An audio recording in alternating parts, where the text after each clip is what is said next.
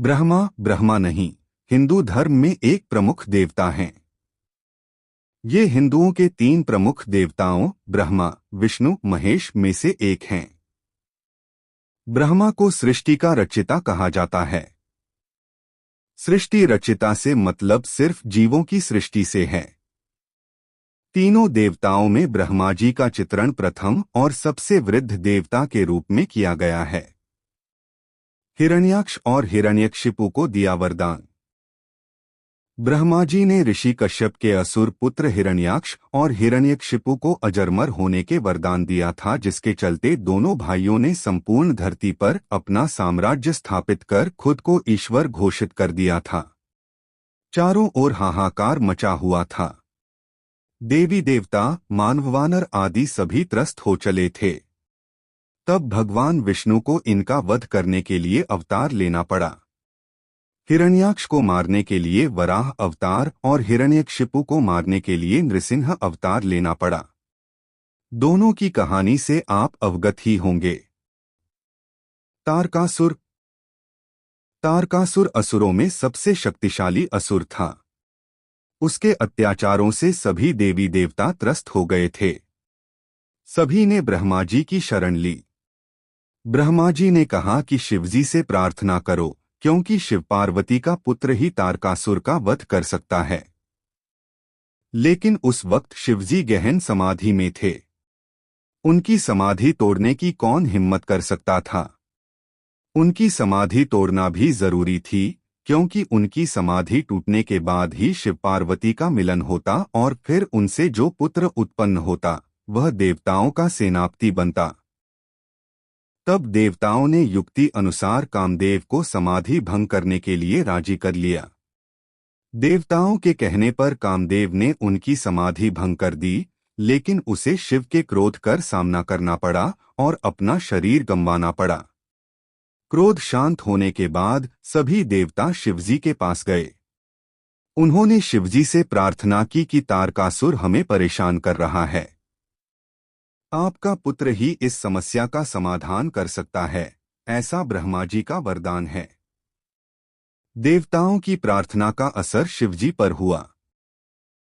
देवताओं की प्रार्थना से ही शिव दूल्हा बने और उन्होंने पार्वती से विवाह किया। शिव पार्वती के पुत्र हुए कार्तिकेय। कार्तिकेय देवताओं की सेना के सेनापति बने। उन्होंने तारकासुर का वध कर देवताओं को असुरों के भय से मुक्त कर दिया। रावण को मिला वरदान। एक दिन कुबेर अपने पिता ऋषि विश्वेश्रवा से मिलने आश्रम पहुंचे। तब कैकसी ने कुबेर के वैभव को देखकर अपने पुत्रों रावण, कुंभकर्ण और विभीषण से कहा कि तुम्हें भी अपने भाई के समान वैभवशाली बनना चाहिए। इसके लिए तुम भगवान ब्रह्मा की तपस्या करो। माता की आज्ञा मान तीनों पुत्र भगवान ब्रह्मा के तप के लिए निकल गए। विभीषण पहले से ही धर्मात्मा थे। उन्होंने 5000 वर्ष एक पैर पर खड़े होकर कठोर तप करके देवताओं से आशीर्वाद प्राप्त किया। इसके बाद 5000 वर्ष अपना मस्तक और हाथ ऊपर रखकर तप किया, जिससे भगवान ब्रह्मा प्रसन्न हुए। विभीषण ने भगवान से असीम भक्ति का वर मांग लिया। विभीषण श्रीराम के भक्त बने और आज भी वे अजरमर हैं। कुंभकर्ण ने इंद्र पद की अभिलाषा से अपनी इंद्रियों को वश में रखकर 10,000 वर्षों तक कठोर तप किया। उसके कठोर तप से भयभीत होकर इंद्रादि देवताओं ने देवी सरस्वती से प्रार्थना की, कुंभकर्ण के वर मांगते समय आप उनकी जिह्वा पर विराजमान होकर देवताओं का साथ देना। तब वर मांगते समय देवी सरस्वती कुंभकर्ण की जिह्वा पर विराजमान हो गईं और कुंभकर्ण ने इंद्रासन की जगह निंद्रासन मांग लिया। इधर रावण ने अपने भाइयों से भी अधिक कठोर तप किया। ऋषि विश्वेश्रवा ने रावण को धर्म और पांडित्य की शिक्षा दी। वो प्रत्येक 11वें वर्ष में अपना एक शीश भगवान के चरणों में समर्पित कर देता। इस तरह उसने भी 10,000 साल में अपने 10 शीश भगवान को समर्पित कर दिए। उसके तप से प्रसन्न हो भगवान ने उसे वर मांगने को कहा। तब रावण ने कहा कि देव, दानव, दैत्य, राक्षस, गंधर्व, किन्नर, यक्ष आदि सभी दिव्य शक्तियां उसका वध न कर सके। रावण मनुष्य और जानवरों को कीड़ों की भांति तुच्छ समझता था, इसलिए वरदान में उसने इनको छोड़ दिया। यही कारण था कि भगवान विष्णु को उसके वध के लिए मनुष्य अवतार में आना पड़ा। रावण ने अपनी शक्ति के बल पर शनि और यमराज को भी हरा दिया था। त्रिपुरासुर। असुर बाली की कृपा प्राप्त त्रिपुरासुर भयंकर असुर थे। महाभारत के कर्ण पर्व में त्रिपुरासुर के वध की कथा बड़े विस्तार से मिलती है। भगवान कार्तिकेय द्वारा तारकासुर का वध करने के बाद उसके तीनों पुत्रों ने देवताओं से बदला लेने का प्रण कर लिया। तीनों पुत्र तपस्या करने के लिए जंगल में चले गए और हजारों वर्ष तक अत्यंत दुष्कर तप करके ब्रह्मा जी को प्रसन्न किया। तीनों ने ब्रह्मा जी से अमरता का वरदान मांगा। ब्रह्मा जी ने उन्हें मना कर दिया और कहने लगे कि कोई ऐसी शर्त रख लो जो अत्यंत कठिन हो। उस शर्त के पूरा होने पर ही तुम्हारी मृत्यु हो। तीनों ने खूब विचार कर ब्रह्मा जी से वरदान मांगा, हे प्रभु, आप हमारे लिए 3 पुरियों का निर्माण कर दें और वे तीनों पुरियां जब अभिजीत नक्षत्र में एक पंक्ति में खड़ी हों और कोई क्रोधजित अत्यंत शांत अवस्था में असंभव रथ और असंभव बाण का सहारा लेकर हमें मारना चाहे, तब हमारी मृत्यु हो। ब्रह्मा जी ने कहा, तथास्तु। शर्त के अनुसार उन्हें 3 पुरियां नगर प्रदान की गईं। तारकाक्ष के लिए स्वर्णपुरी, कमलाक्ष के लिए रजतपुरी और विद्युन्माली के लिए लौहपुरी का निर्माण विश्वकर्मा ने कर दिया।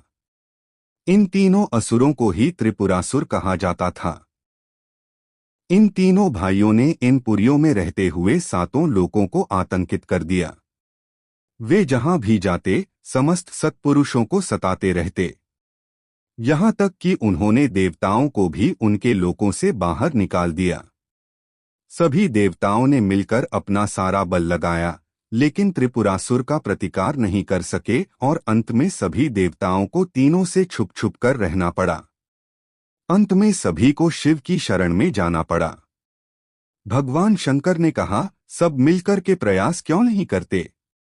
देवताओं ने कहा, यह हम करके देख चुके हैं। तब शिव ने कहा, मैं अपना आधा बल तुम्हें देता हूं और तुम फिर प्रयास करके देखो। लेकिन संपूर्ण देवता सदाशिव के आधे बल को संभालने में असमर्थ रहे। तब शिव ने स्वयं त्रिपुरासुर का संहार करने का संकल्प लिया। सभी देवताओं ने शिव को अपना अपना आधा बल समर्पित कर दिया। अब उनके लिए रथ और धनुष बाण की तैयारी होने लगी, जिससे रणस्थल पर पहुंचकर तीनों असुरों का संहार किया जा सके। इस असंभव रथ का पुराणों में विस्तार से वर्णन मिलता है। पृथ्वी को ही भगवान ने रथ बनाया, सूर्य और चंद्रमा पहिए बन गए, सृष्टा सारथी बने, विष्णु बाण, मेरु पर्वत धनुष और वासुकी बने उस धनुष की डोर। इस प्रकार असंभव रथ तैयार हुआ और संहार की सारी लीला रची गई। जिस समय भगवान उस रथ पर सवार हुए, तब सकल देवताओं द्वारा संभाला हुआ वह रथ भी डगमगाने लगा। तभी विष्णु भगवान वृषभ बनकर उस रथ में जा जुड़े। उन घोड़ों और वृषभ की पीठ पर सवार होकर महादेव ने उस असुर नगर को देखा और पाशुपत अस्त्र का संधान कर तीनों पुरों को एकत्र होने का संकल्प करने लगे। उस अमोघ बाण में विष्णु, वायु, अग्नि और यम चारों ही समाहित थे। अभिजीत नक्षत्र में उन तीनों पुरियों के एकत्रित होते ही भगवान शंकर ने अपने बाण से पुरियों को जलाकर भस्म कर दिया और तब से ही भगवान शंकर त्रिपुरांतक बन गए। त्रिपुरासुर को जलाकर भस्म करने के बाद भोले रुद्र का हृदय द्रवित हो उठा और उनकी आंख से आंसू टपक गए। आंसू जहां गिरे वहां रुद्राक्ष का वृक्ष उगाया। रुद्र का अर्थ शिव और अक्ष का अर्थ आंख अथवा आत्मा है। महिषासुर। असुर सम्राट रंभ और उसके भाई करंभ ने अग्नि और वरुण देव को प्रसन्न कर उनसे वरदान प्राप्त किया था। जहां अग्निदेव को प्रसन्न करने के लिए असुर रंभ ने आग के छल्ले में बैठकर कठोर तप किया था, वहीं करंभ ने जल के भीतर रहकर वरुण देव के लिए तपस्या की थी।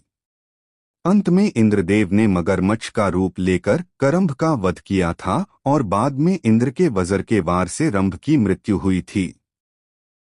पानी में रहने वाली भैंस और असुर सम्राट रंभ की संतान महिषासुर ने भी घोर तपस्या की। रंभासुर का पुत्र था महिषासुर, जो अत्यंत शक्तिशाली था। उसने अमर होने की इच्छा से ब्रह्मा को प्रसन्न करने के लिए बड़ी कठिन तपस्या की। ब्रह्मा जी उसके तप से प्रसन्न हुए। वे हंस पर बैठकर महिषासुर के निकट आए और बोले, वत्स, उठो, इच्छानुसार वर मांगो। महिषासुर ने उनसे अमर होने का वर मांगा। ब्रह्मा जी ने कहा, वत्स, एक मृत्यु को छोड़कर जो कुछ भी चाहो मैं तुम्हें प्रदान कर सकता हूँ, क्योंकि जन्मे हुए प्राणी का मरना तय होता है। महिषासुर ने बहुत सोचा और फिर कहा, ठीक है प्रभो। देवता, असुर और मानव किसी से मेरी मृत्यु न हो।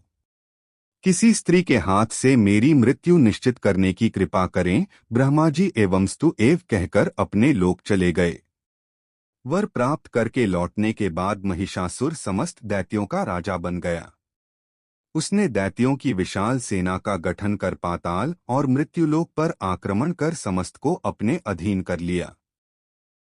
फिर उसने देवताओं के इंद्रलोक पर आक्रमण किया। इस युद्ध में भगवान विष्णु और शिव ने भी देवताओं का साथ दिया, लेकिन महिषासुर के हाथों सभी को पराजय का सामना करना पड़ा और देवलोक पर भी महिषासुर का अधिकार हो गया। वह त्रिलोकाधिपति बन गया। भगवान विष्णु ने सभी देवताओं के साथ मिलकर सबकी आदि कारण भगवती महाशक्ति की आराधना की। सभी देवताओं के शरीर से एक दिव्य तेज निकलकर एक परम सुंदरी स्त्री के रूप में प्रकट हुआ। हिमवान ने भगवती की सवारी के लिए सिंह दिया तथा सभी देवताओं ने अपने अपने अस्त्र शस्त्र महामाया की सेवा में प्रस्तुत किए। भगवती ने देवताओं पर प्रसन्न होकर उन्हें शीघ्र ही महिषासुर के भय से मुक्त करने का आश्वासन दिया। भगवती दुर्गा हिमालय पर पहुंची और अट्टहासपूर्वक घोर गर्जना की। महिषासुर के असुरों के साथ उनका भयंकर युद्ध छिड़ गया। एक एक करके महिषासुर के सभी सेनानी मारे गए। फिर विवश होकर महिषासुर को भी देवी के साथ युद्ध करना पड़ा। महिषासुर ने नाना प्रकार के मायिक रूप बनाकर देवी को छल से मारने का प्रयास किया, लेकिन अंत में भगवती ने अपने चक्र से महिषासुर का मस्तक काट दिया।